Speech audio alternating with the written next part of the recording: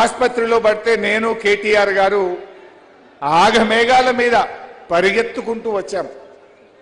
వచ్చేసరికి హాస్పిటల్ చూస్తే నాకు ఒక పాత జ్ఞాపకం గుర్తొచ్చింది. ఒక ఉద్యమకారుడు తెలంగాణలో ఆత్మహత్య చేసుకుంటే ఆ రోజు డీసీఎం మీద ఎక్కించి ఆ అమరుడికి అంతిమ యాత్ర జరుగుతూ ఉంది.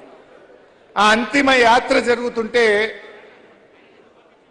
వరంగల్లోని అమరవీరుల స్తూపం దగ్గర పోలీసులకు మనకు బాగా ఘర్షణ అయింది. ఆ ఘర్షణలో డీసీఎం పై నుంచి నేను కింద పడ్డా. డీసీఎం మీద నుంచి నేను కింద పడితే నన్ను పట్టుకున్నది పెద్ది సుదర్శన్ రెడ్డి.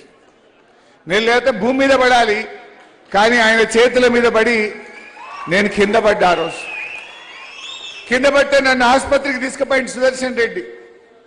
ఆ రోజు ఏ ఆసుపత్రికి అయితే సుదర్శన్ రెడ్డి నన్ను తీసుకుపోయిండో పాపం సుదర్శన్ రెడ్డి ఆ ఆసుపత్రిలోనే నేను చివరి చూపు చూస్తానని కలలో కూడా కనలేదు.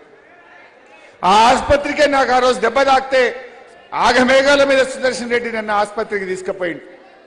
పాపం సుదర్శన్ రెడ్డి చివరి దశలో ఆ ఆసుపత్రిలో ఉన్నాడు. నిజంగా ఆయన ధైర్యస్తుడు. అటు ఉద్యమంలో కావచ్చు, ఈ ప్రభుత్వం ఆయనను భయపెట్టినా ప్రలోభ పెట్టినా ఎన్ని రకాల ఒత్తిడి చేసినా ఈ ప్రభుత్వ అక్రమాల మీద అదే ఉద్యమ స్ఫూర్తితో పోరాడిండు. చివరి శ్వాస దాకా కూడా కొట్లాడిండు. వ్యక్తిగా సుదర్శన్ మన మధ్య లేకపోవచ్చు, కానీ ఆయన జ్ఞాపకాలు, ఆయన పోరాటాలు, ఆయన ప్రజల కోసం పడ్డ తపన తప్పకుండా మన గుండెల్లో పదిలంగా ఉంటుంది. ఆయన స్ఫూర్తి కోసం, ఆయన పోరాటాల కోసం తప్పకుండా అందరం కూడా ఆయన యొక్క జ్ఞాపకం కోసం కృషి చేద్దాం. కేసీఆర్ గారికి ఎంతో ప్రేమ. ఆ రోజు యశోద హాస్పిటల్లో కేసీఆర్ గారు మాట్లాడిన మాటలు, అమెరికా డాక్టర్లతో మాట్లాడండి, లండన్లో ఉన్న డాక్టర్లతో మాట్లాడండి, ఈ ప్రపంచంలో ఏ చిన్న అవకాశం ఉన్నా ఏమైనా చేద్దాం, పెద్దిని బతికించండి అని మాట్లాడిన కేసీఆర్ గారి మాటలు అంటే ఆయన పట్ల ఎంత ప్రేమ కేసీఆర్ గారికి ఉందో మనం గుర్తు చేసుకోవాలి. అందువల్ల తప్పకుండా ఆ కుటుంబానికి, వారి కుటుంబ సభ్యులకు, నర్సంపేట ప్రజలకు అన్ని రకాల కూడా మరి తప్పకుండా బీఆర్ఎస్ పార్టీ అందరం కూడా అండగా ఉంటాం. ఎవరు కూడా అధైర్యపడొద్దు. మీకు పెద్దన్న లేకపోవచ్చు, మన కేసీఆర్ గారు ఉన్నారు. యావత్ బీఆర్ఎస్ కుటుంబం మీ అందరికీ అండగా ఉంటుందని చెప్పి తెలియజేస్తూ మరొకసారి పెద్ది గారికి జోహార్. థ్యాంక్ యూ హరీష్ అన్న. ఏం లేదు కానీ ఇబ్బంది పెడుతున్నారు ఇక్కడ. కేటీఆర్ గారికి హరీష్ అన్నకి చెప్తున్నా, విగ్రహం పెడదామన్నా కూడా విగ్రహాన్ని కూడా గులగొట్టారు. ఎంత ఘోరం అంటే అది ఘోరం. 11 రోజుల నుంచి నియోజకవర్గంలో రాత్రింబవళ్ళు కష్టపడుతున్నారు. జిల్లా నాయకులు కూడా చాలా మంది ఉన్నారు. వాళ్ళందరూ కూడా కష్టపడ్డారు. వాళ్ళందరూ కూడా మాట్లాడేది ఉండే ఆయన పేరు మీద మెడికల్ కాలేజీ ఆయన పేరు మీద పెట్టినట్టు పోరాటం చేయాలి. వినండి బాబు, దయచేసి కార్యకర్తలకు అండదండలు మీరు ఉంటే చాలు. ఇప్పుడు మన వర్కింగ్ ప్రెసిడెంట్ కేటీఆర్ గారిని మాట్లాడవలసిందిగా విజ్ఞప్తి చేస్తాం. జోహార్ పెద్ద సుదర్శన్ రెడ్డి, జోహార్ పెద్దన్నకు, జోహార్ పెద్దన్నకు.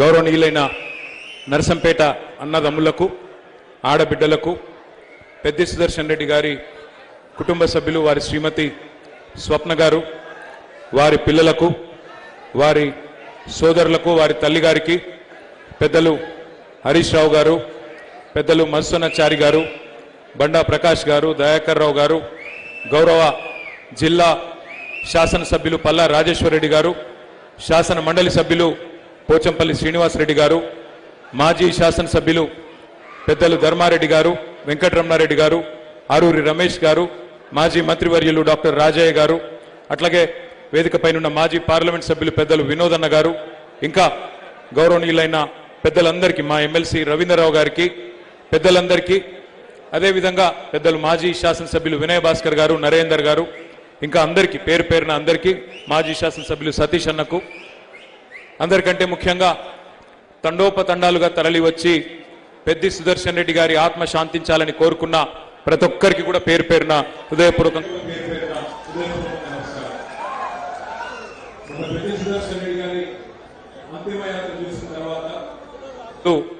హైదరాబాద్ లో ఎంతో ఆశ్చర్యంతో నన్ను అడిగిండు, అన్నా ఆయనేమి మాజీ ముఖ్యమంత్రి కాదు, మాజీ మంత్రి కూడా కాదు, మరి 10 సార్లు పనిచేసిన శాసనసభ్యుడు కాదు, ఎందుకన్నా అంతమంది తరలిచ్చిండ్రు నర్సంపేటలో 12 గంటల పాటు ఎందుకు అంత పెద్ద యాత్ర జరిగింది, జనయాత్ర జరిగింది అంటే వారికి నేను ఒక్కటే చెప్పిన, పెద్ది సుదర్శన్ రెడ్డి పెద్ద పెద్ద పదవులు అలంకరించకపోవచ్చు కానీ వరంగల్ జిల్లాలో ఉద్యమానికి నాయకత్వం వహించిన నాయకుడు, ఉద్యమాన్ని ఒంటి చేత్తో నడిపిన నాయకుడు.